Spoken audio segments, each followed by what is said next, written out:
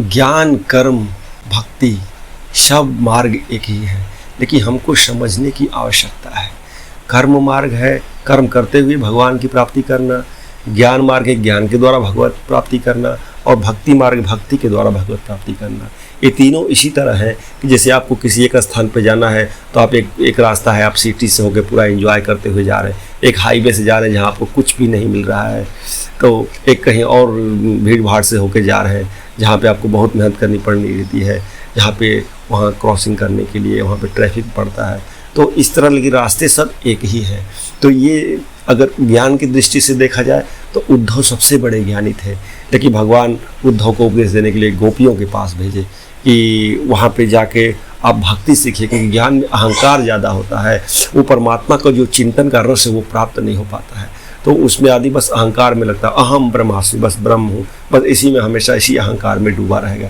तो इसमें ज्ञान की प्रधानता नहीं है, प्रधानता है कि अहंकार को कैसे नष्ट करे। अहंकार मूढ़ात्मा कर्ता अहम इति मन्यते, भगवान गीता में कहते हैं कि जो अहंकार है वही व्यक्ति को कर्ता अहम इति मानते, मैं ही कर रहा हूँ ऐसा वो महसूस करता है और हमेशा उसी अहंकार में रहता है। इसलिए वो सही गलत का निर्णय नहीं ले पाता है, क्योंकि वो कर्ता भाव उसके अंदर से जाता ही नहीं। इसलिए वो जो शुद्ध जो भागवत प्राप्ति है उसमें उस बाधा हो जाती है। तो ज्ञान रहते हुए भी लास्ट में उसका पतन हो जाता है। तो ज्ञान मार्ग बहुत ही कठिन मार्ग है, और कर्म मार्ग सभी गृहस्थ के लिए सबके लिए कर्म मार्ग ही आवश्यक है। कर्म मार्ग करते हुए जैसे अर्जुन भी कर्म मार्ग में है, अर्जुन को भगवान क्या उपदेश दे रहे हैं कि तस्मात् सर्वे कालेषु मम स्मरण युद्ध च, हर क्षण अपने कर्तव्य का पालन करो और मेरा स्मरण करो। ये कर्म मार्ग ऐसा ही है, भगवान का नित्य चिंतन करना है, स्मरण करना है और अपने मार्ग पे चलना है। यही सबसे बड़ा भगवान ने उपदेश दिया है अर्जुन के माध्यम से हम लोग को। तो ये गीता क्लास में अब स्टार्ट किया हूँ अपने चैनल पे, तो आप लोग प्लीज़ चैनल से जुड़े, चैनल को सब्सक्राइब करें और ज़्यादा से ज़्यादा लोगों को शेयर करें ताकि मुझे मोटिवेशन मिले। और कुछ त्रुटियाँ हों तो आप उसको कमेंट्स में पूछ सकते हैं, बोल सकते हैं, ताकि हम लोग फिर और बेहतर तरीके से भगवान की चर्चा कर सकें। हरे कृष्णा। एक बार राधा रानी भगवान कृष्ण बोलते हैं कि प्रभु चलिए मृत लोक में हम लोग लीला करने चलते हैं। तो राधा रानी बोली नहीं नहीं मैं नहीं जाऊँगी, क्योंकि मैं जब जाऊँगी तो कुछ व्यवस्थाएं आपको करनी पड़ेगी तभी मैं जाऊँगी। तो बोलते क्या व्यवस्था करनी पड़ेगी? तो बोलते हैं कि यत्र वृंदावनम नास्ति यत्र न गोवर्धनम नास्ति यत्र यमुना नास्ति तत्र न रमते मनः। कहते हैं कि जहाँ वृंदावन नहीं है, गोवर्धन पर्वत नहीं है, यमुना नदी नहीं है, तत्र न रमते मनः, वहाँ मेरा मन रमण नहीं करेगा, वहाँ मैं नहीं रह पाऊँगी। तो भगवान बोलते तो मुझे क्या करना पड़ेगा? तो बोले पहले इनको आप वहाँ पे पहले स्थापित करिए, तब मैं चलूँगी, तब मैं लीला करूँगी। तो ये राधा रानी बहुत ही कृपालु है, किशोरी जी, और जब ये कृपा करती है तो बोलते हैं कि भगवान का जो हृदय का जो करुणमय जो प्रेम है, जो आह्लाद प्रेम है, वो राधा रानी है। तो हम जब उनके शरण में जाते हैं तो भगवान बहुत ही प्रसन्न होते हैं और उनकी अमोघ भक्ति प्राप्त होती है। हरे कृष्ण। कहा गया है कि कोई तन दुखी कोई मन दुखी कोई धन भी न रहे उदास, और थोड़े थोड़े सब दुखी सुखी राम के दास। तो जो परमात्मा के जो दास है वही इस धरती पर सुखी है। तो आप देख लीजिए इतने बड़े बड़े लोग, क्या कोई सुखी है? ज़्यादा पैसे से कोई क्या सुख पाता है? सब कुछ खाने की व्यवस्था हो, सारी व्यवस्थाएं हो, लेकिन डॉक्टर आपको मना कर देगा कि नहीं खानी है, तो क्या आपको सुख मिलेगा? उस पैसे का लेके आप क्या करेंगे? तो सबसे बड़ा सुख है आंतरिक सुख, आंतरिक आनंद, मानसिक सुख। वो कहाँ है? वो परम परमात्मा में है, क्योंकि वेदों में ही बताया गया रसो वैसा, रस का जो खजाना है वही भगवान है।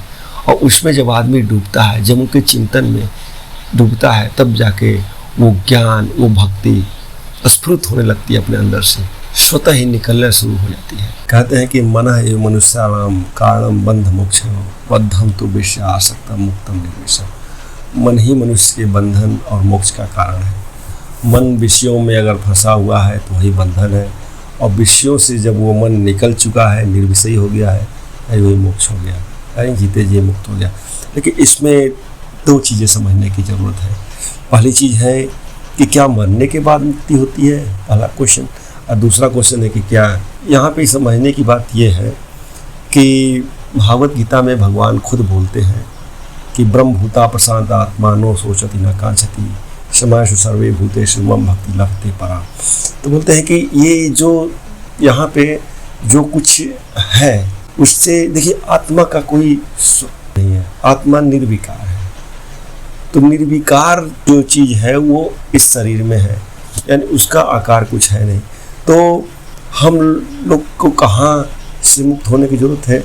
देह, शरीर से जो अभिमान है, शरीर की जो कामना है, शरीर की जो भोग वासना है, उसको जब हम वहाँ से हटा देंगे, अर्थात मन की जो आकांक्षा है उसको मिटा देंगे, तब जाके वो व्यक्ति जीते जी ही मोक्ष को आ पाता। मरने के बाद मोक्ष हुआ कि नहीं हुआ ये तो मालूम नहीं है, लेकिन जिंदा मोक्ष जरूर हो सकता है अगर हम लोग उसको प्रयास करें। क्योंकि मन की इच्छाओं कहते ना कि जब तक मन ना मारिया भरम रहे सब दूर, बाहर कुछ दिखत नहीं अंदर दिखे नूर।